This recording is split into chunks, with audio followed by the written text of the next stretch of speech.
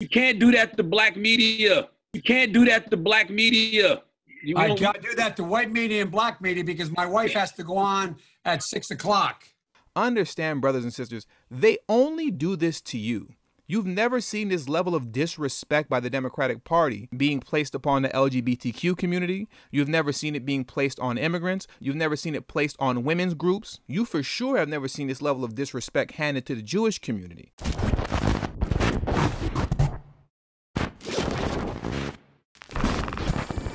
Now, this isn't going to be a long video, but I just wanted to bring this to your attention very quickly. This past Monday, Kamala Harris had a roundtable discussion to discuss black businesses in Wisconsin. And throughout the conversation, which was very brief, she pretty much turned the black businesses discussion into a all businesses matter discussion. Throughout the entire full 8 minutes of this clip, to which I'll leave the link in the description below, she doesn't mention black businesses one time in this video clip. Yet it goes on and on and on about minorities, women, and small businesses all around the country. Yet this was promoted by the Democratic Party as being a discussion about black businesses. Now, what I want to do is play a little clip from this video so that you can see the way in which she completely avoided discussing black businesses altogether, even though that's what this meeting was supposed to be about. But what I also need you to do is stick around to the very end of this video, because at the end of this video is when you will see the ultimate disrespect and slap in the face to black people, but even more specifically to the black business owners of Wisconsin. But for now, let's get into the first part of this clip. We have talked about the importance of building an entrepreneurial class, meaning having our government and as our priorities, and it is part of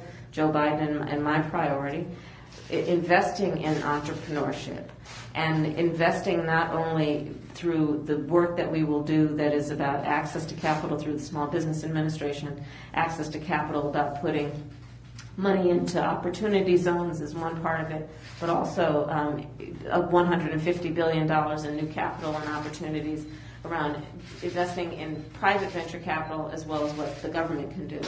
But that this is about an investment in not only those specific communities, but in our country.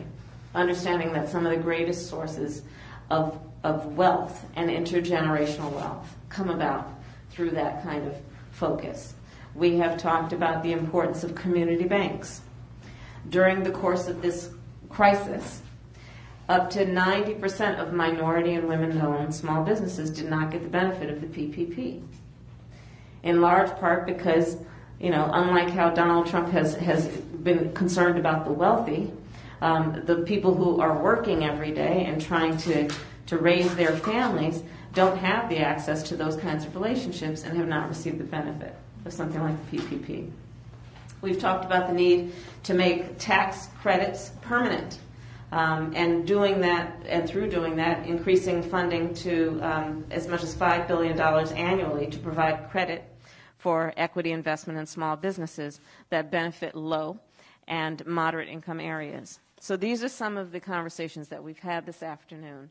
And it is also in the context of a pledge that Joe Biden and myself are making to small businesses throughout our country, including here in Milwaukee, that we see you, we understand the significance of what you are in terms of the health and well-being of communities, and we see the benefit to the entire country to invest in our small businesses. As you can see, just like any other typical Democrat, she's going round and round speaking about everything but black businesses. But the real reason I wanted to bring this to your attention is this, and it's the way in which they ended the discussion. The Lieutenant Governor Mandela Barnes wanted to carry on to a Q&A session with Kamala Harris, and her people abruptly end the discussion in the same disrespectful fashion that Joe Biden and his people ended the discussion when they were speaking to Charlamagne Tha God on the Breakfast Club. Now, I want you to hear clearly at the way in which the gentleman in the back is being extremely sarcastic and disrespectful to the panel and to those wanting to ask questions at this roundtable. It's an important thing for us to have leaders who care, leaders who are going to show up and listen to the concerns, especially with so many black business owners here at the table right now. And you juxtapose that with the White House's recent decision to cancel all trainings related to race. And it's unfortunate that at a time where we have so many disparities here in Milwaukee and the state of Wisconsin, all across the country, that Donald Trump won't respond to that crisis within a crisis. So we are very honored Proud and lucky to have Senator and soon-to-be Vice President Harris with us today. And I will pass it back over to you because I know you want to take some questions before you get out of here. Oh, we're all set. Thank you, Paul. Thank you, Paul. We're all set. Thank you. Why did you Thank you, come Paul. your first date? We're going to head out the same way we came. I once Thank you. lived in Wisconsin. Do you know that? I did, Yes. Thank you, guys. So Why it did is you part pick of the same Wisconsin is part of my story. Thank you, Paul. We're going to head out the same door. Thank you. We're all set. Their sacrifice. Thank you. Listen to the arrogance of those running the Democratic campaign and the way in which they disrespect you. Listen to the way in which this gentleman so arrogantly is saying, thank you, all right now, okay, we're getting out of here the same way that we came. All right. And I will pass it back over to you because I know you want to take some questions before you get out of here. Oh, we're all set. Thank you, Paul. Thank you, Paul. We're all set. Thank you. Why did you Thank you, come Paul. your first date? We're going to head out the same way we came. You saw this first with Joe Biden in his interview that he did with Charlamagne the God, and now you're seeing this again with Kamala Harris speaking at this roundtable that's supposed to be about black businesses. Say to them is that I'm not acknowledging anybody who is being considered, but I guarantee you there are multiple black women being considered. Multiple. Well, you Thanks so much. That's really our time. I apologize. You can't do that to black media. I can't do that to white media and black media because my wife has to go on at 6 o'clock. You can't do that to black media. You can't do that to black media. I can't do that to white media and black media because my wife has to go on at 6 o'clock. Understand, brothers and sisters, they only do this to you. You've never seen this level of disrespect by the Democratic Party being placed upon the LGBTQ community. You've never seen it being placed on immigrants. You've never seen it placed on women's groups. You for sure have never seen this level of disrespect handed to the Jewish community. But when they have to speak to you and address you about anything, not only do they talk in circles, but they'll just abruptly cut the conversation short and tell you, okay, we're done now. We're finished here. We don't want to talk to you anymore. For as much as people want to talk about how Trump is racist, you can't even find a video of Donald Trump disrespecting black voters to their face the way in which the Democratic Party consistently disrespects you. Now, I'm not saying that I'm voting for Trump because I'm not. He's a piece of garbage, but I'm also not voting for the Democrats as well. What I cannot do is respect the slithering snakes of the Democratic Party who will hold your babies, kiss them on the cheek, they will come to your church, pretend to praise God with you, come to the cookout in your backyard at your home, all the while plotting on stabbing you in the back the moment you give them your vote. So with all that being said, at this stage in the game,